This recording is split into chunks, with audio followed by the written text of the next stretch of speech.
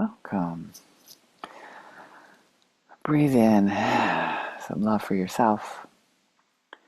Breathe out some love for the world. And we don't stop moving towards our needs just because we're not perfect.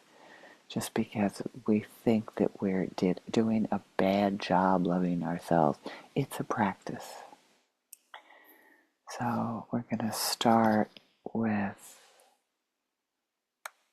turning off artificial intelligence and accessing our internal intelligence, our internal wisdom that has had the experience, I imagine, of loving yourself so much that your triggers have decreased, that people that stimulate you have decreased. So we breathe in that love for ourselves. We wash ourselves with love, kindness, compassion, a calm, settled energy, joy from head to toe. The beauty of cultivating that, nourishing that, loving that.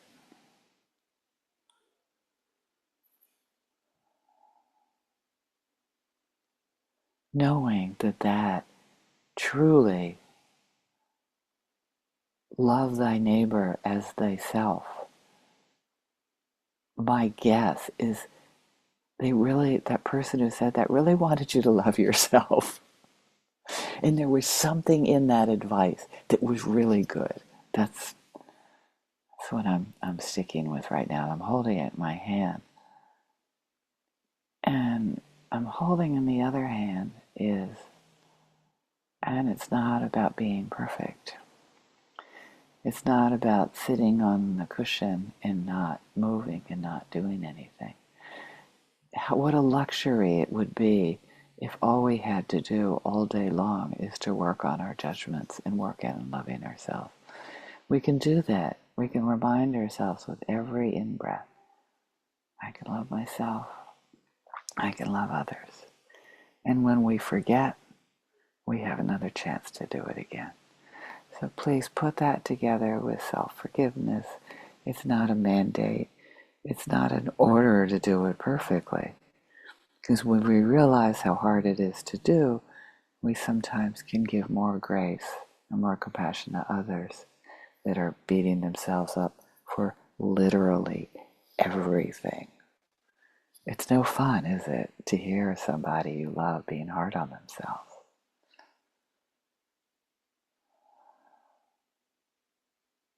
So breathe in that love for yourself, totally.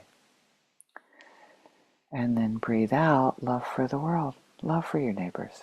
Everybody's a neighbor today, right? Thank you, Elon Musk, for Starlink. I even know somebody here that can use Zoom without having to hiding like I'm doing. Okay, he may not be nice all the time.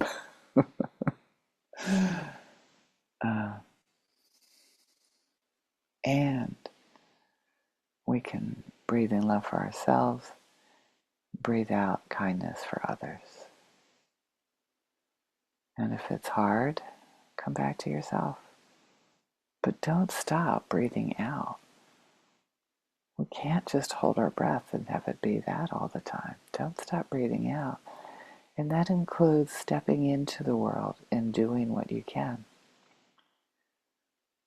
Seeing what's in front of you, what the power you have. We have so much agency in the world.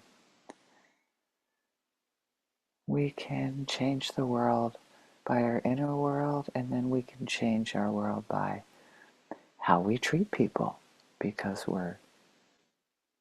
we feel so cool inside. We can change laws that we believe are unfair. We can change people's minds, but maybe not. Yeah, if we're attached to change people's minds, Most of the time when I've changed people's minds, it's just being myself and not trying to do anything, if I can be honest. So I have to track that. Am I like really attached to this person being different? Could I love and accept them as they are? What I get really attached to is my needs. That's NVC 101. That's mindfulness 101. I'm attached to my need for love and compassion. And I know you have the same need, and I can accept that you're doing the best to fulfill that need. And if you're hurting other people physically, even being mean, um, I'm gonna step between them and harm. It's worth it to me. It matters to me.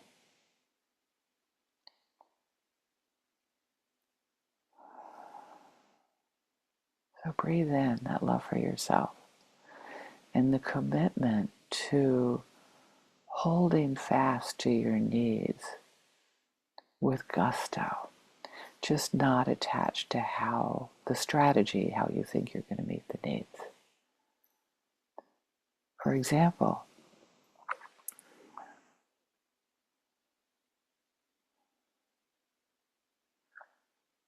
I had a chance to step between, to interrupt harm by stepping between somebody that was being harmed and somebody that was harming in my evaluation. And I went to the person that in my evaluation was being harmed and I said, I have an idea. I think I can probably take that person and remove them from this room. There's even somebody there to help me. Would you like that? And they're whispering, not to take away their agency to make a decision for themselves. So that's just one example, and it's not a script of how to do it. If only it were that easy that there was a script.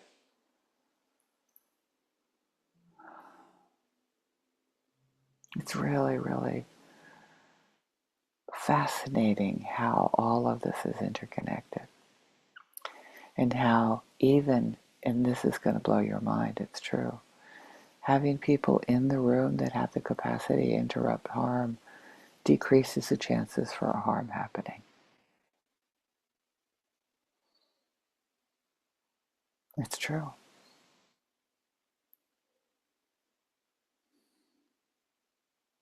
It's true. So put away any white savior stuff. Check yourself if you see, oh, so I'm going just by my skin here.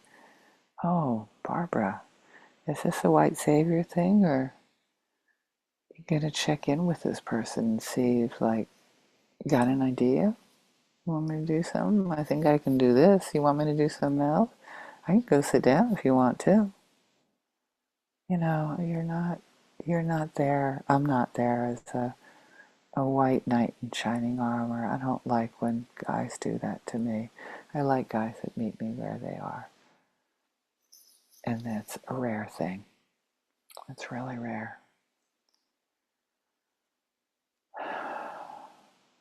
So balance that out. Your ability to interrupt harm. Your ability to not chop off the top of your head. You can't see me. I'm coming. My eyes are now in the in people's vision.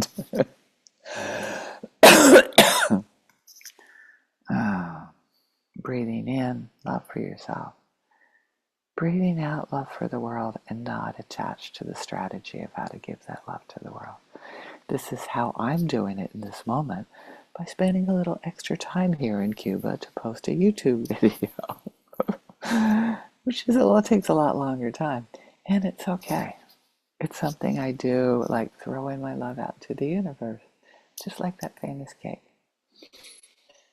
Knowing that my love matters and it makes a difference.